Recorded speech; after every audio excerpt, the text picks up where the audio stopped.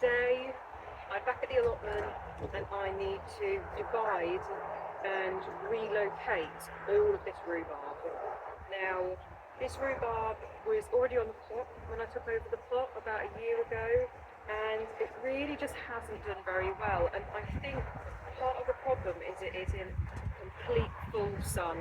And when it gets really, really hot, we have a few really, really hot days, even being watered regularly, it just really doesn't like it. So I'm going to dig it up, I'm going to give some of it away, and I'm going to transplant it into the new plot into a much shadier position. So the way that I'm going to divide and relocate this rhubarb is I'm going to start off by just using a fork. So I'm going to put the fork in between any clear clumps that I can see and really start to wiggle it around and loosen all the roots out. Now, I've never relocated rhubarb, but I think it's got quite deep roots, so it might be that I need to use the spades to really cut through some of those roots. Each rhubarb plant that I end up with, I need to make sure it's got really, really healthy roots, it's got a good rhizome on it, and there's also at least one bud. And then hopefully that should do quite well when it's transplanted. You ideally need to transplant and replant the same day. You need to dig it out and relocate it. As I'm going to be giving some of this away, I am going to reuse an old compost bag and tie it up tight, keep the moisture in, and then I can give them to other people and they can get them in the ground over the weekend.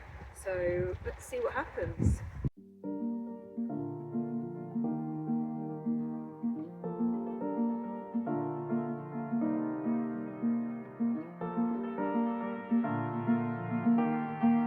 This is pretty good. So we've got decent roots, we've got roots on the end here, and we've got at least several, 5 or 6 rhizomes in there and some leaves coming through. So hopefully that'll do well.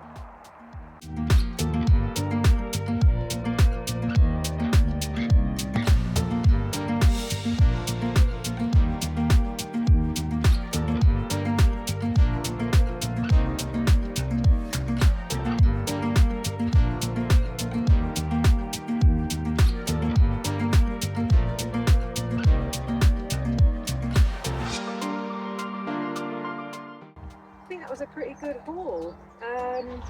I've got some really nice healthy looking crowns plants that I can replant now, and I've got plenty to go around it seems. So let me show you what I've dug out. So I've got some really healthy looking plants in here, so let's just take this one as an example. So it's got really decent healthy looking roots on there. You can see we've got a rhizome here, like a really thick bit of roots, so rhubarb really needs that.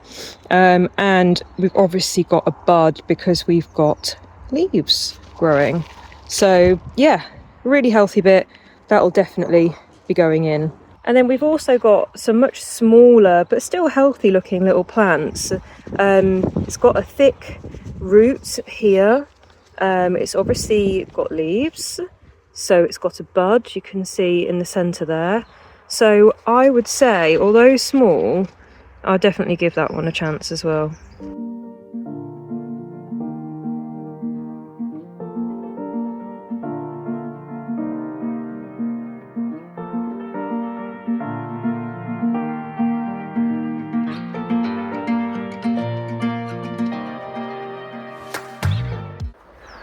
So just a quick update on the medlar tree. So I pruned this quite heavily over winter.